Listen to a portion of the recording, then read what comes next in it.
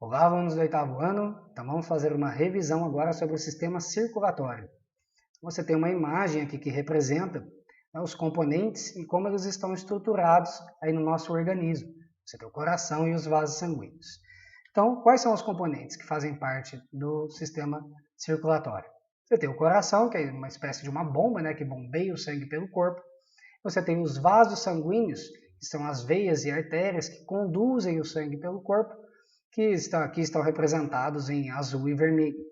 E você tem o sangue, que é o tecido líquido responsável por conduzir, né, os nutrientes e oxigênio pelo corpo. Vamos falar um pouquinho sobre cada um desses componentes, começando pelo sangue. Então, como eu já disse, ele é considerado um tecido líquido, devido à grande quantidade de água presente nesse tecido. Então, ele tem um papel fundamental no sistema circulatório, porque é ele justamente que conduz, né, que transporta o oxigênio lá do sistema respiratório e os nutrientes, né, do sistema digestório, que são absorvidos pelo sistema digestório, então é eles que conduzem esses nutrientes e oxigênio por todo o corpo para que ele chegue até as células, e aí que são importantes justamente para o metabolismo, para o funcionamento das células. Então, você tem aqui na imagem da esquerda, né, representando aí, né, as hemácias, né, que são as células vermelhas do sangue que conduzem o oxigênio. Então, você tem aqui, né, um canal conduzindo essas células. E na célula, na direita, você consegue ver os componentes que fazem parte do nosso sangue, que são as células, né, que compõem o sangue. Primeiro aqui você tem o plasma, que é essa parte líquida amarelada, então ela tem grande quantidade, né, até devido à grande quantidade de água. Você tem aqui essas bolinhas amarelas aqui que são chamadas de plaquetas, que são muito importantes no processo de coagulação sanguínea. Então, por exemplo, você sofre um corte, então está sangrando ali naquele local da pele que você cortou. Então essas plaquetas começam a acumular e coagular o sangue, transformar ele numa pasta mais rígida, o que faz com que cesse aquela hemorragia, aquele corte onde está saindo o sangue. Você tem a hemácia, que é o glóbulo vermelho, que eu já disse, que conduz o oxigênio pelo corpo. Então, o oxigênio ele vai lá dentro dessa hemácia, né, até as células. Isso é tão interessante porque o oxigênio livre, ele é um agente oxidante. Veja o que ele faz com o ferro, veja o que ele faz com os metais, né, corrói. Então, no nosso corpo, ele não seria conduzido de outra forma que não fosse por um soldadinho lá escondido lá dentro, que é justamente dentro do glóbulo vermelho, para que ele não tenha esse papel oxidante aí no nosso organismo. E aí você tem o glóbulo branco, que é uma célula de defesa, os leucócitos, que são células responsáveis por fazer a limpeza, né, de micro-organismos no nosso organismo, tá bom? O próximo, então, como são formadas essas células sanguíneas? Então, você tem aqui um osso, o fêmur, né? Todo o osso do nosso corpo, se nós fizermos um corte transversal e enxergar a parte interna, você vai encontrar essa região que é chamada de medula óssea. Lá na medula óssea você tem uns tipos de célula-tronco, que é a célula-tronco pluripotente, que tem a capacidade de se diferenciar em células do tecido sanguíneo. Então são células como se fossem matriz que podem originar células sanguíneas. Então você tem essa célula-mãe, que é justamente a célula-tronco, ela pode seguir dois caminhos. O primeiro caminho é chamado de mieloide, onde ela vai formar, por exemplo, as hemácias, plaquetas e também neutrófilos, que também são células de defesa. E ela pode também seguir um outro caminho, dependendo da necessidade, que é o chamado caminho linfóide, que é formar os linfócitos, que são as células de defesa. Então, as células do sangue são formadas na medula óssea. E aí todos os ossos do seu corpo têm medula óssea. Então, aqui só está representado para você o osso do fêmur, mas poderia ser qualquer osso do nosso organismo. O que é o coração, então? Então, o coração ele se localiza aí no meio da caixa torácica, né, entre os pulmões, e ele é justamente o órgão responsável por bombear o sangue pelo nosso corpo.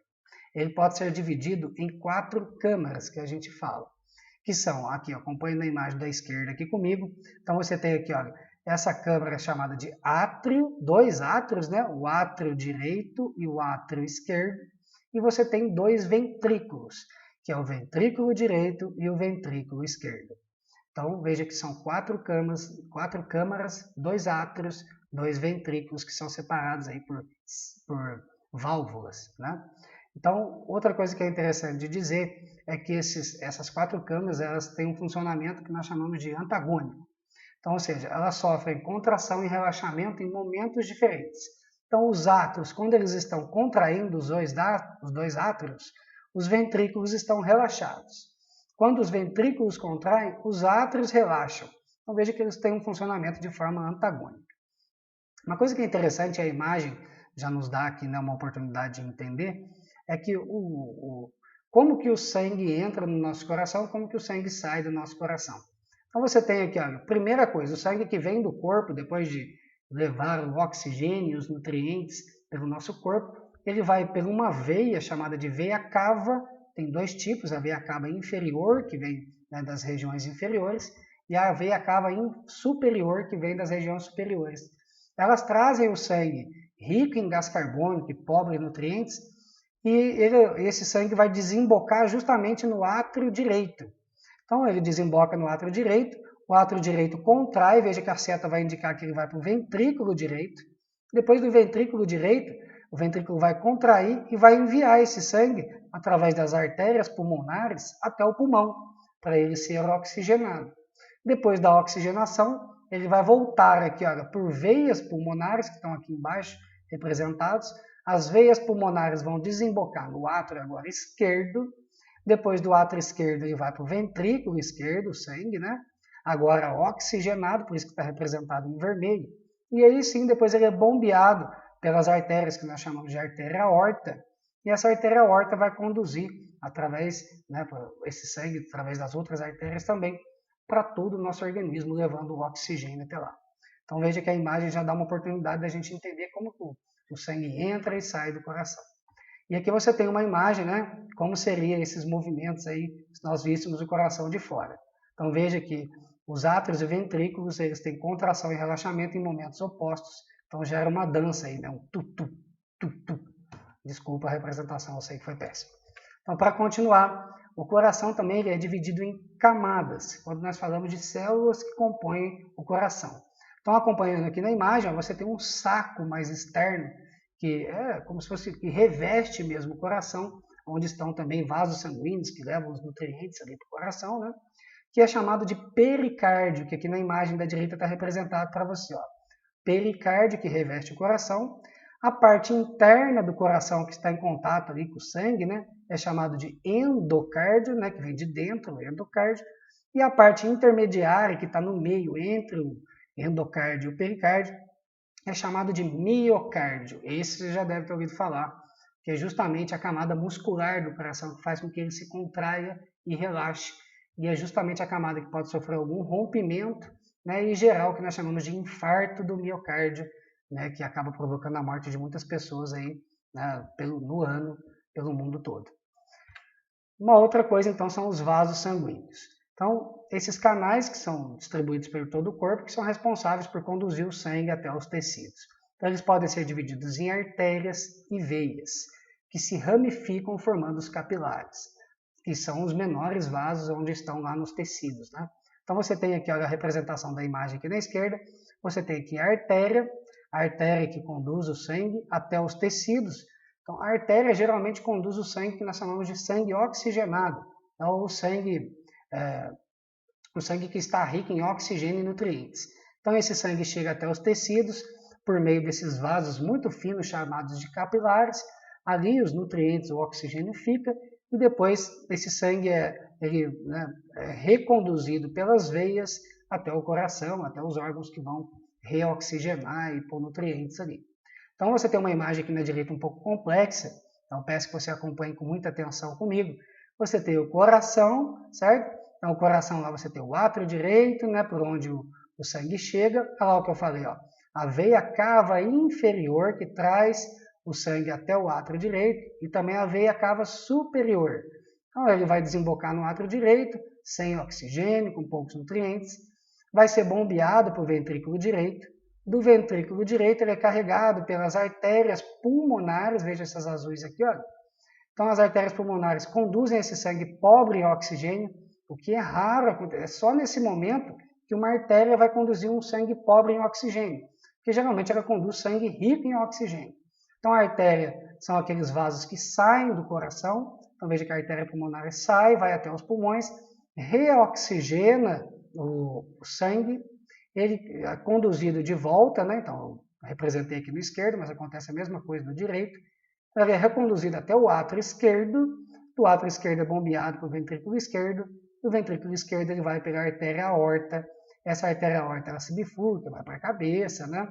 Que vai que nós chamamos de artérias carótidas, que estão aí no pescoço, conduzem o sangue oxigenado até o cérebro.